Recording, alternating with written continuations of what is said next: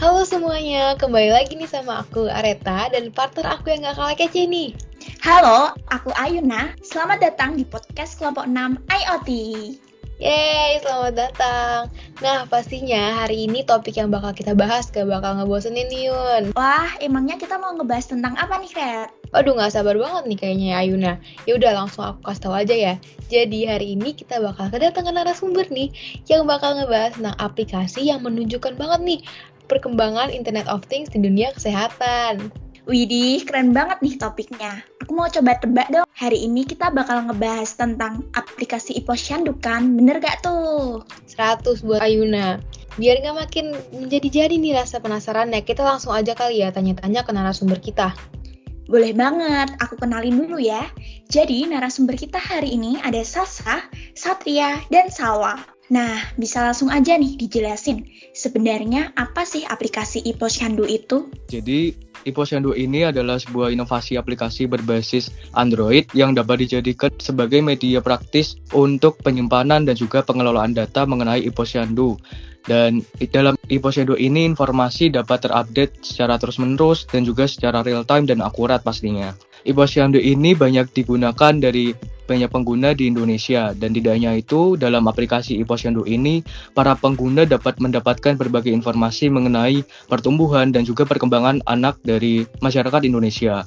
Dan tidak hanya itu, dalam e-posyandu ini juga ada informasi mengenai kesehatan seputar ibu hamil.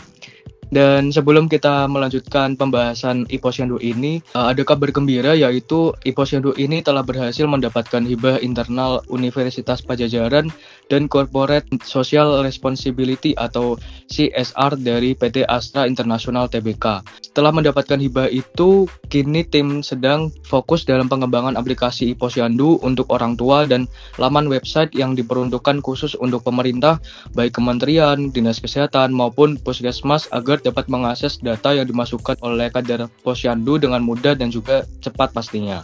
Wah, keren banget tuh. Kalau boleh tahu latar belakang aplikasi ini bisa dibuat tuh gimana ya?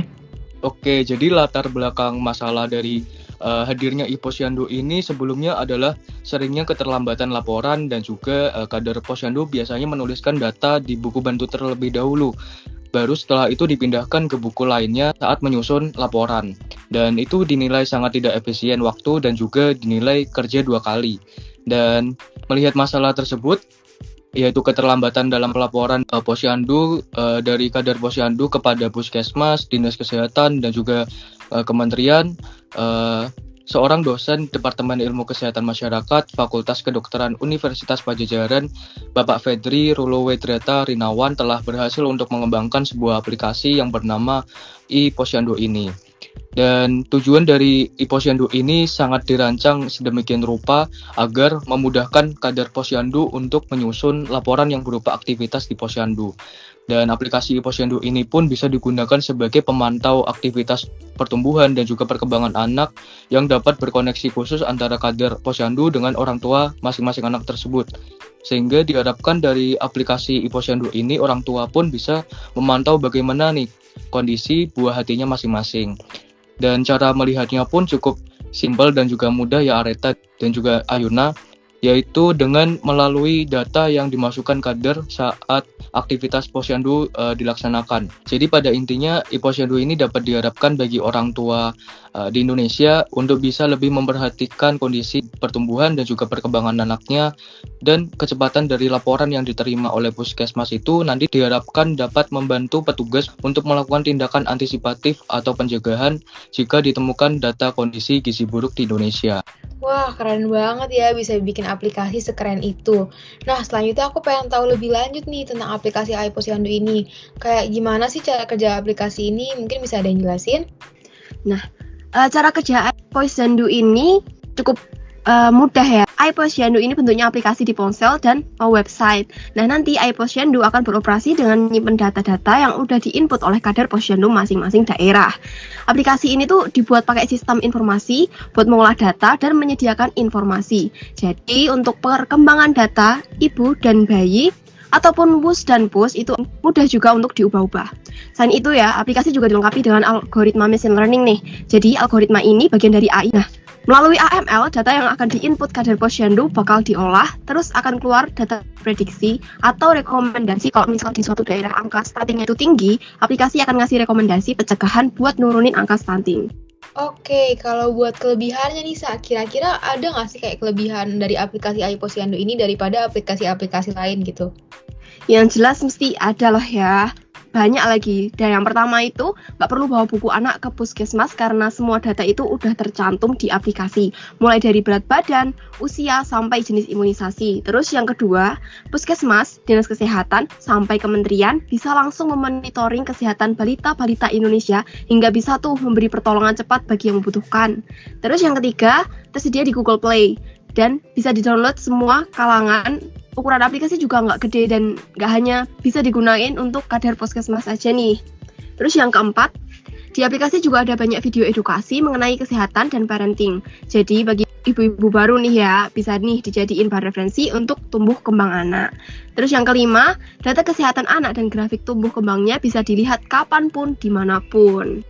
Wah, sangat bermanfaat ya. Selain membantu kader posyandu dalam mendata informasi, iPosyandu juga dilengkapi dengan teknologi algoritma machine learning yang dapat memberi rekomendasi pencegahan. Pastinya aplikasi iPosyandu ini bakal membantu banget dalam mengurangi gizi buruk dan stunting pada anak-anak. Nah, kalau tadi udah ngebahas tentang kelebihan dan cara kerjanya nih, sekarang aku pengen tahu nih, bagaimana cara penggunaan aplikasinya. Nah, jadi cara penggunaan aplikasi ini tuh gampang banget. Jadi untuk pengguna baru nanti tinggal masuk aja ke aplikasi untuk registrasi, di mana nanti di sana kita akan ngisi ada data akun pribadi seperti nomor HP, lalu nama lengkap, tempat tanggal lahir, dan password. Setelah itu kita harus ngisi itu juga tempat tinggal kita yang nantinya akan menghubungkan kita di aplikasi itu dengan puskesmas dan posyandu yang terdekat. Nah, nantinya kalau misal posyandu yang di sekitar kita ini masih belum terdaftar, nanti jangan panik nih, karena akan ada kolom khusus di mana kita bisa ngisi namanya langsung. Nah, setelah registrasi selesai, kita tinggal masuk ke aplikasinya, kita login dengan masukin nomor handphone dan passwordnya. Wah, gampang juga ya pemakaiannya. Selanjutnya, Salwa boleh nih kasih ajakan sekalian closing statement buat para pendengar kita. Oke, jadi seperti yang udah disampaikan oleh Satria dan Sasa tadi tentang betapa inovasi ini tuh keren banget aplikasinya karena ngasih banyak manfaat buat kita kan. Di antaranya kalau misalnya kita mau buka data-data hasil periksa tuh nggak perlu kita repot harus nyari buku, nyari kertas atau hasil pemeriksaan biasanya kan, soalnya bisa aja keselip gitu. Sedangkan kalau kita pakai aplikasi iPosyandu ini, kita tinggal buka HP, terus udah deh muncul hasil pemeriksaan kita dan pastinya datanya tuh lengkap banget. Nah, setelah itu di sini tuh ada video-video edukasi gitu kan. Tadi katanya Sasa, menurutku ini bisa sangat membantu sih buat orang-orang atau mungkin pasangan-pasangan di luar sana yang agak males gitu literasinya. Jadi bisa tetap dapat informasi yang lengkap dengan cara yang menyenangkan. Nah, oleh karena itu boleh banget nih langsung cus ke Play Store buat download iPosyandu dan registrasi sesuai dengan cara yang udah aku jelasin tadi ya. Tapi kalau misalnya udah pada lupa, jangan panik dulu ya, karena cara registrasi dan login serta penggunaannya itu udah ada di aplikasinya langsung. Jadi nunggu apa lagi? Wah, thank you ya Salwa, Satria, dan Sasa. Jadi selain manfaat yang baik banget nih, ternyata aplikasinya juga mudah dipakainya. Bisa banget nih buat para mami-mami yang baru nih. Langsung aja download aplikasi iPosyandu ini, karena nggak hanya mudah digunakan, aplikasi ini juga banyak loh manfaatnya. Udah yang kayak dijelasin sama Sasa, Satria, dan Salwa tadi. Betul banget. Terima kasih untuk narasumber kita hari ini yang telah memberikan penjelasan tentang aplikasi keren iPosyandu. Semoga kedepannya aplikasi ini semakin membantu dalam meningkatkan kesehatan dan kesejahteraan masyarakat.